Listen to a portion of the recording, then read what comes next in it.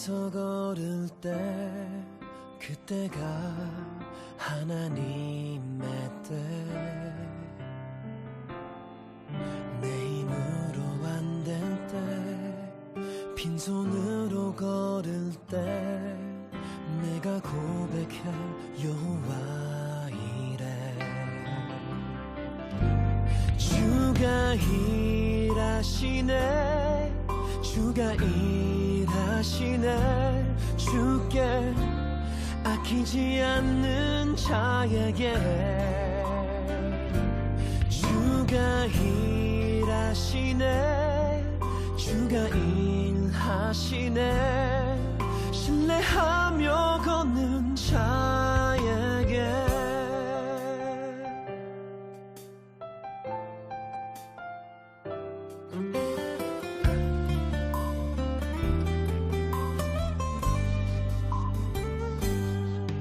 우리 모인 이곳에 주님 함께 계시네 누리네 아버지 은혜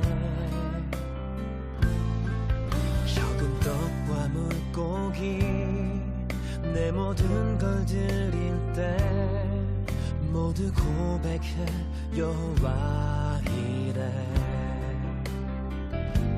주가 일하시네 주가 일하시네 주께 아끼지 않는 자에게 주가 일하시네 주가 일하시네 신뢰하며 걷는 자에게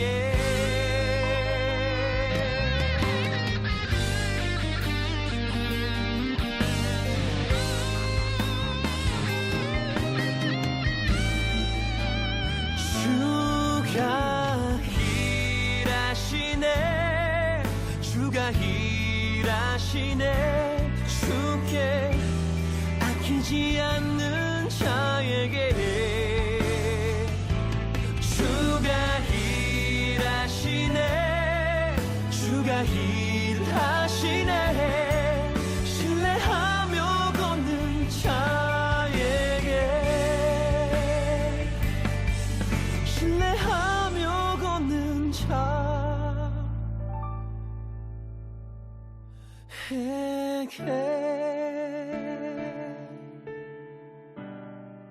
오늘 우리에게 주신 말씀은 고린도후서 4장 7절에서 18절까지의 말씀인데요. 화면을 보면서 다 같이 봉독하도록 할게요. 우리가 이 보배를 질그릇에 가졌으니 이는 심히 큰 능력은 하나님께 있고 우리에게 있지 아니함을 알게 하려 함이라. 우리가 사망으로 우겨쌈을 당하여도 쌓이지 아니하며 답답한 일을 당하여도 낙심하지 아니하며 박해를 받아도 버림받지 아니하며 거꾸러뜨림을 당하여도 망하지 아니하고 우리가 항상 예수의 죽음을 몸에 짊어지면 예수의 생명이 또한 우리 몸에 나타나게 하려 함이라. 우리 살아있는 자가 항상 예수를 위하여 죽음에 넘겨짐은 예수의 생명이 또한 우리 죽을 육체에 나타나게 하려 함이라. 그런데 사망은 우리 안에서 역사하고 생명은 너희 안에서 역사하느니라. 기록된 바 내가 믿었으므로 말하였다 한 것 같이 우리가 같은 믿음의 마음을 가졌으니 우리도 믿었으므로 또한 말하노라. 주 예수를 다시 살리시니까 예수와 함께 우리도 다시 살리사 너희와 함께 그 앞에 서게 하실 줄을 아노라. 이는 모든 것이 너희를 위함이니 많은 사람의 감사로 말미암아 은혜가 더하여 넘쳐서 하나님께 영광을 돌리게 하려 함이라. 그러므로 우리가 낙심하지 아니하노니 우리의 겉사람은 낡아지나 우리의 속사람은 날로 새로워지는도다. 우리가 잠시 받는 환난에 경한 것이 지극히 크고 영원한 영광에 중한 것을 우리에게 이루게 함이니 우리가 주목하는 것은 보이는 것이 아니요 보이지 않는 것이니 보이는 것은 잠깐이요 보이지 않는 것은 영원함이라. 아멘. 친구들, 우리가 구약 성경을 보면 우리 친구들도 잘 알고 있는 것처럼 기드온이라는 이스라엘의 한 사사가 나와요. 그렇다면 여기서 질문, 사사가 무엇일까요? 사사는 이스라엘 백성들이 가나안 땅에 들어가면서부터 사울이라는 왕이 세워지기까지 이스라엘 백성들을 지도했던 정치적, 군사적 지도자를 말하는 거예요. 하나님께서는 이스라엘 백성들이 범죄할 때마다 그들을 징계하는 차원에서 그들의 주변 나라들로부터 공격을 받게 하셨는데, 그때마다 하나님께서는 그들을 구원하시기 위해 사사라는 지도자를 세워주셨던 거예요. 쉽게 말해서 예를 들어 우리 친구들이 잘 알만한 대표적인 사사로는 삼손이 있는 거예요.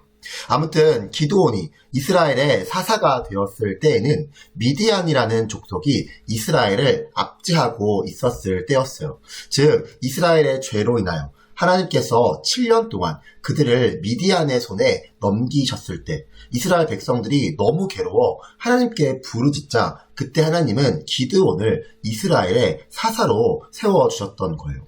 친구들, 기드온을 이스라엘의 사사로 세워주신 하나님께서는 기드온에게 미디안과 싸울 군사를 모으라고 명령하셨어요.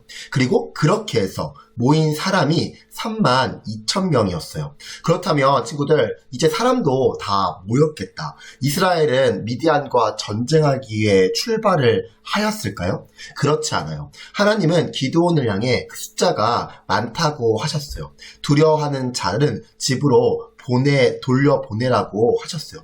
그래서 기드온이 하나님의 명령을 따라 이스라엘 백성들을 향하여 두려운 자는 집으로 돌아가라고 말하자 23,000명이 돌아갔어요.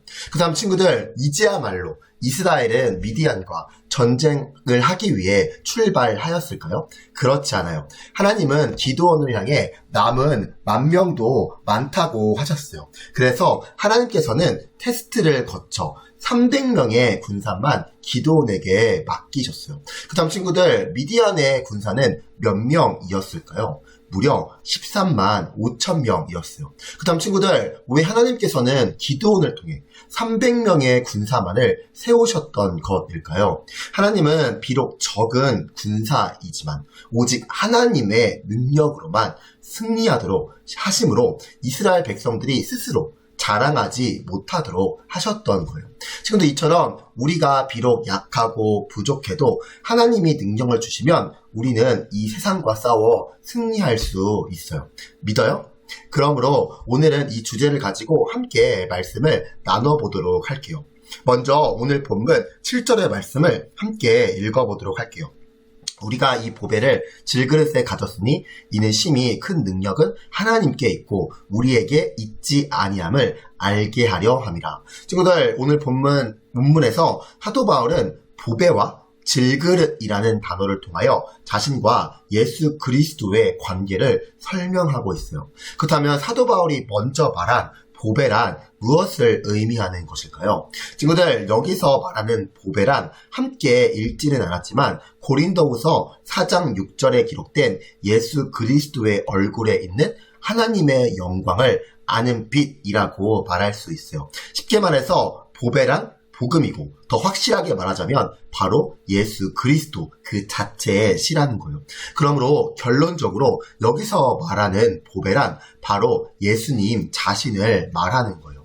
또한 친구들, 사도 바울은 자신을 질그릇이라고 표현하였어요. 그렇다면 질그릇은 무엇인가요? 질그릇은 재물을 입히지 않고 지능만으로 구워 만든 그릇을 말하는데, 사도 바울은 연약하고 무력한 자신의 모습을 질그릇이라는 단어로 표현하였던 거예요. 친구들, 볼품없고 약한 질그릇이 보배를 품을 때 가치가 있는 그릇으로 바뀌게 되듯이 질그릇같이 연약하고 볼품없는 우리가 예수님을 마음에 품을 때 가치가 있는 존재로 바뀌게 되는 거예요. 하지만 친구들, 여기서 기억해야 할 것이 있어요. 곧 질그릇의 가치가 바뀐다는 것은 질그릇 자체가 뛰어나기 때문이 아니에요. 질그릇의 가치가 바뀌는 이유는 질그릇 안에 보배가 있기 때문인 거예요. 그러면 사도 바울은 이것을 하나님의 심히 큰 능력이라는 말로 설명하고 있는 거예요. 친구들, 사도 바울은 자신의 연약함과 하나님의 능력을 비교하여 이렇게 기록하고 있어요. 오늘 본문 8절에서 10절까지의 말씀을 함께 읽어보도록 할게요. 우리가 사방으로 우겨쌈을 당하여도 쌓이지 아니하며 답답한 일을 당하여도 낙심하지 아니하며 박해를 받아도 버림받지 아니하며 거꾸러뜨림을 당하여도 망하지 아니하고 우리가 항상 예수의 죽음을 몸에 짊어짐은 예수의 생명이 또한 우리 몸에 나타내게 하려 함이라. 친구들, 오늘 본문 8절에서 10절까지의 말씀을 보니까 사도 바울은 자신의 연약함에 대하여 우겨쌈을 당함, 답답한 일을 당함, 박해를 받음, 거꾸러뜨림을 당함, 예수의 죽음을 몸에 짊어짐이라는 말로 설명하고 있어요. 그렇다면 왜 사도 바울은 자신의 연약함에 대해 이렇게까지 설명하고 있는 것일까요? 우리 친구들도 잘 알고 있는 것처럼 사도 바울은 예수님의 다른 제자들과는 다르게 예수님이 승천하신 이후에 사도가 된 특별한 제자였어요. 하지만 그전에는 어떠한 사람이었나요? 우리 친구들도 잘 알고 있는 것처럼 그는 예수님을 믿는 사람들을 잡아 가두고 죽이던 사람이었어요. 하지만 다메섹에 있는 그리스도인들을 잡으러 가는 도중에 예수님을 만나 회심하고 그리스도인이 되었던 거예요. 아무튼 그리스도인이 된 사도 바울이 가장 처음 한 일은 다메섹에서 예수님을 전하는 일이었어요. 하지만 이 일로 인해 사도 바울은 그때부터 많은 핍박을 받기 시작했어요. 곧 그 고난과 핍박이 얼마나 컸던지 사도 바울은 다음과 같이 말하였던 거예요. 고린도서 11장 23절에서 27절까지의 말씀을 함께 읽어볼게요.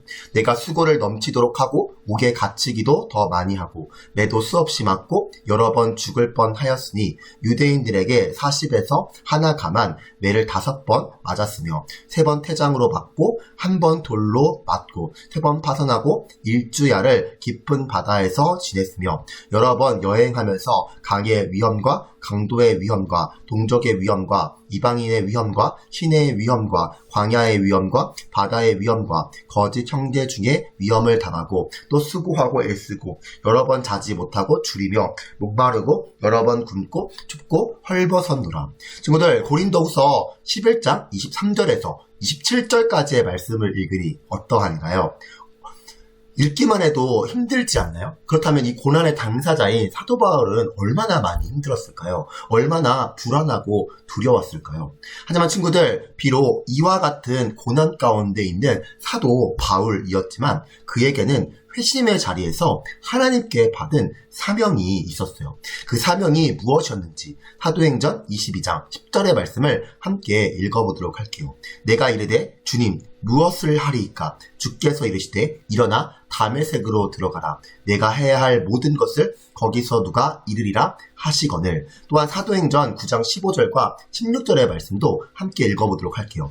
주께서 이르시되 가라. 이 사람은 내 이름을 이방인과 임금들과 이스라엘 자손들에게 전하기 위하여 택한 나의 그릇이라. 그가 내 이름을 위하여 얼마나 고난을 받아야 할 것을 내가 그에게 보이리라 하시니.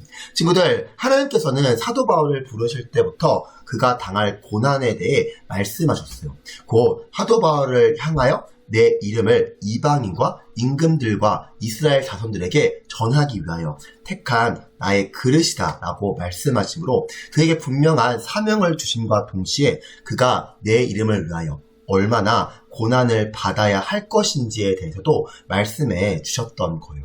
그리고 단지 말씀으로만 끝난 것이 아니라 사도 바울은 실제 그런 고난을 몸으로 겪었던 거예요. 다시 오늘 본문 8절에서 10절까지의 말씀을 읽어보도록 할게요.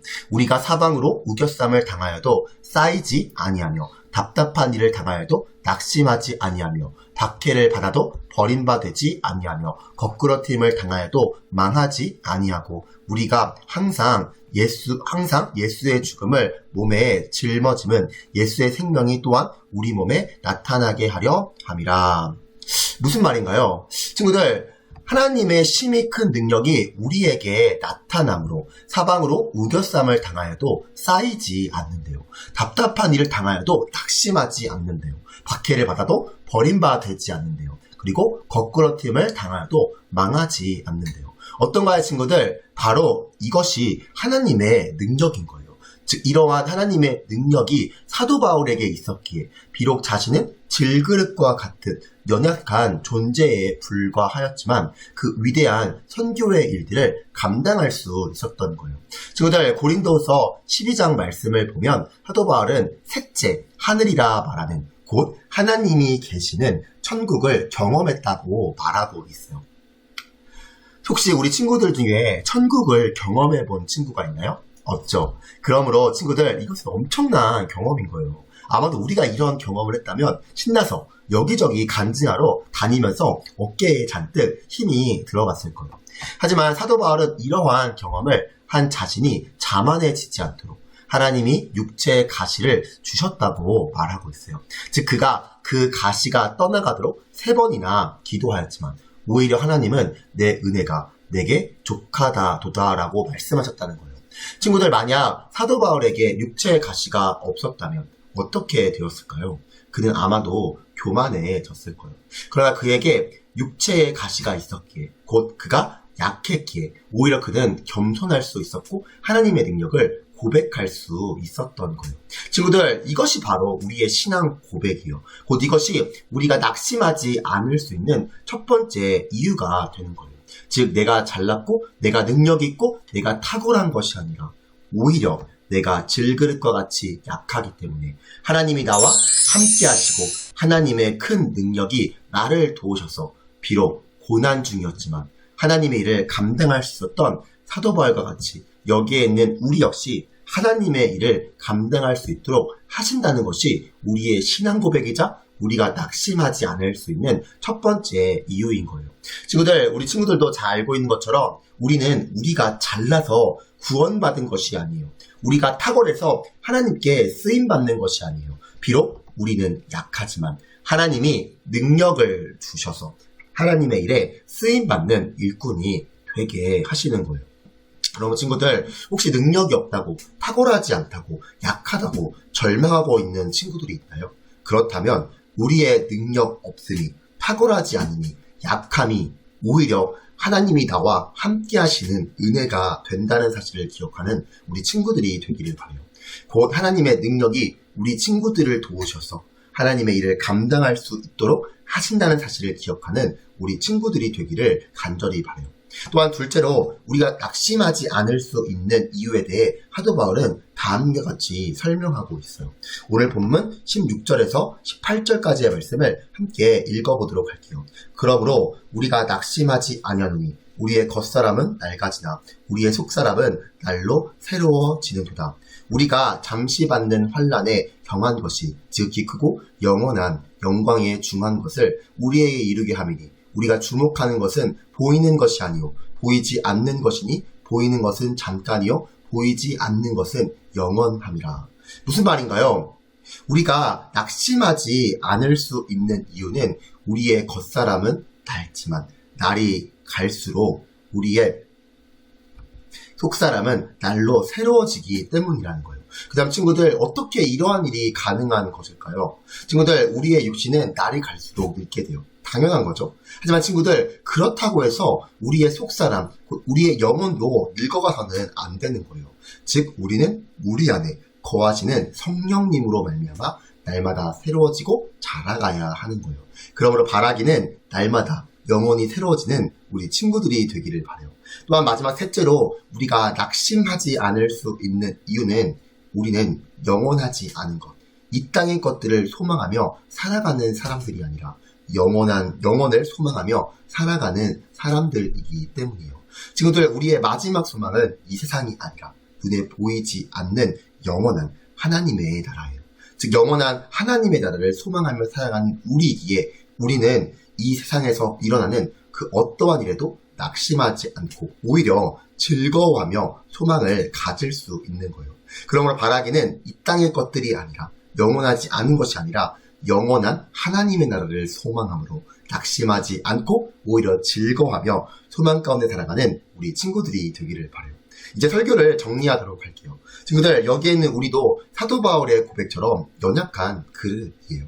하지만 사도 바울이 또 고백하였던 것처럼 예수님이라는 보배를 담은 그릇이라는 것을 기억하세요. 곧 우리는 약하지만 가장 귀한 예수 그리스도를 담은 귀한 그릇이라는 것을 기억하세요. 우리는 비록 약하지만 하나님의 큰 능력이 우리와 함께 하실 때 승리할 수 있음을 기억하는 우리 친구들이 되기를 바라요. 그러므로 어떠한 상황에도 낙심하지 마세요. 왜냐하면 하나님이 우리와 함께 하심을 믿으며 속사람이 날마다 새로워지고 영혼을 사모하면 낙심하지 않을 수 있기 때문이에요. 오히려 하나님이 함께 하심으로 이 시대에 하나님의 큰 일을 감당하는 능력 있는 레가베 중고등부의 친구들 그리고 레가핑 동지가 되기를 간절히 소망합니다. 우리 이 시간 오늘 주신 말씀을 가지고 함께 기도하길 원하는데요. 화면에 보이는 3가지 주제목 가지고 함께 통성으로 기도하겠습니다. 기도합니다.